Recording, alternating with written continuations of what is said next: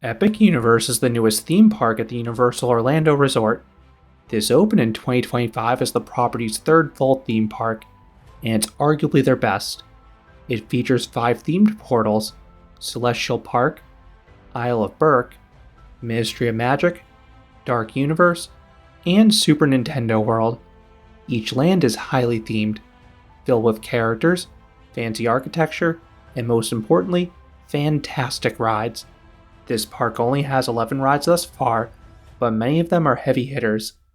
This park features 4 different roller coasters, some world-class dark rides, and a few flats to round everything out. In this video, I will rank every single ride at Epic Universe. Number 11. Fire Drill. This is a highly themed mock splash battle that will soak you to the bone. You have water guns to take aim at other riders, onlookers, and props. And many people and objects will fire back at you. I rode this on a very quiet day, so there were a limited number of participants, but I still got plenty wet. Number 10. Constellation Carousel. This is a unique flat ride. It feels like a cross of your standard carousel and a teacup ride. There is way more movement here. You have the large rotating platform and bobbing gondolas like your standard carousel, but you also have some smaller turntables and rotating gondolas like a teacup. It feels like a dance. Then the visuals are dreamlike and whimsical, particularly at night. This thing is a spectacle once the sun sets, and the ride has a wonderful musical score that complements those sights flawlessly, which is a recurring theme with many attractions at this park. Number 9. Dragon Racers Rally. This is the park's other flat ride. It specifically is a set of Gerstlauer Skyflies placed side by side for added capacity. You shift your weight and use paddles to invert your gondola. I typically love these rides and can usually get 40 to 50 flips. However, this one is significantly harder to invert than usual. I was only getting 4 to 5 flips max.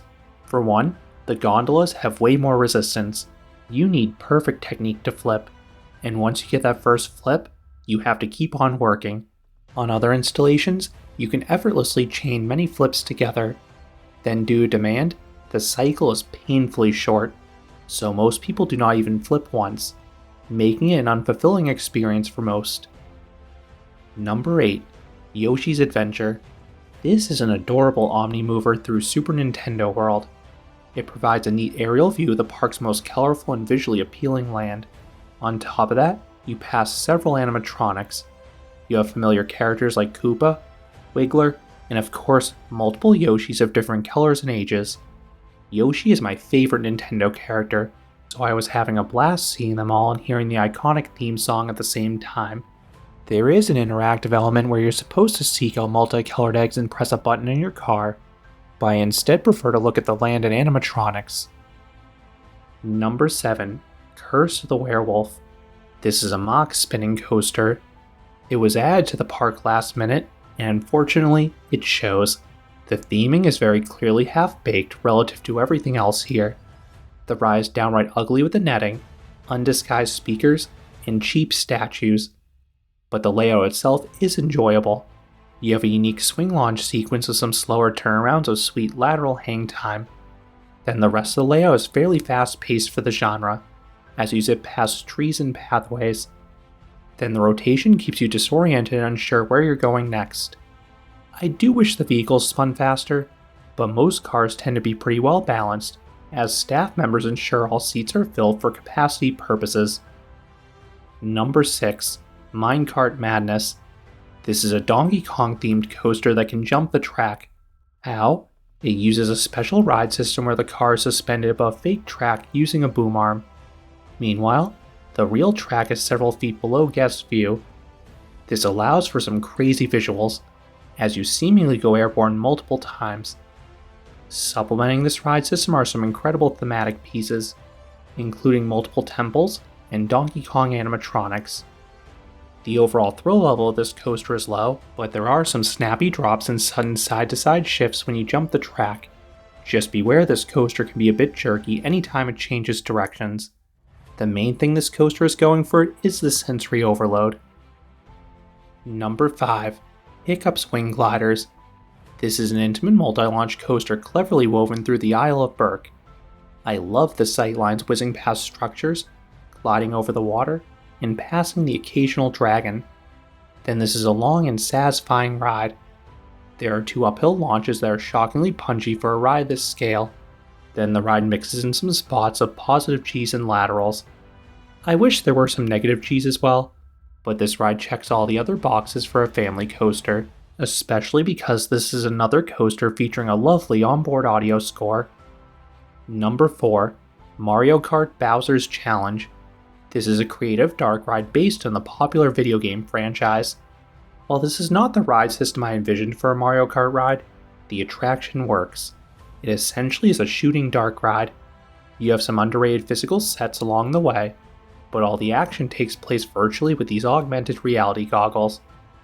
I was skeptical how well this would work, but it was fun exploring all the different environments, and the technology works well. It just has a steep learning curve to it. You have to hit certain targets and avoid others, and you also have limited ammo, so you need to be very strategic when and where to fire, but it's addictive once you get the hang of it. Number 3, Monsters Unchained. This is a horror-themed dark ride. It starts with an immersive queue line and 2 pre-shows, with the latter featuring a lifelike Frankenstein animatronic. Then the ride itself is a next-generation version of Harry Potter and the Forbidden Journey. You ride an Akuka robot arm as you are wildly flung past multiple monsters. It is a mix of detailed animatronics and screens. I particularly like how a few of them appear to follow you and create jump scares with the vehicle's motion. Now it is worth noting this ride was having major technical issues during my visits. It was closed for my first day. On my second day, several animatronics were static in B mode. Still, it was an incredible ride, but if everything moved as intended, it possibly could have placed 1 spot higher. Number 2, Harry Potter and the Battle at the Ministry. This is one of the world's most immersive attractions. You have a long and elaborate queue line through the Ministry of Magic. The scale is incredible. Then you have a unique ride system. You sit in a magical elevator that has a wide range of motion. There are some sudden spins and vertical movements. Then the scenes are spectacular as well. This ride features some of the most detailed animatronics I have ever seen. I was questioning what was real versus fake. I love how these are blended with large, high-quality screens of the beloved actors from the film. This is an absolute must for Harry Potter and dark ride fans alike. And coming in at number 1 is Stardust Racers. This is the park's lone thrill coaster, but it is one of the world's best coasters.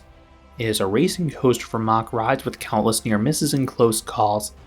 The visuals are amazing anyway, but each of the layouts is exceptional as well. The ride features multiple LSM launches, which are shockingly powerful. They really boost you forwards. Then, you have an ejector airtime buffet. There are nearly a dozen moments that are super strong and frequently sustained. And you also have one of the world's best inversions in the Celestial Spin. The airtime, lateral, and visual combination during the element is special. Add in a lovely musical score, and this ride is the full package. That's how I rank all 11 rides at Epic Universe.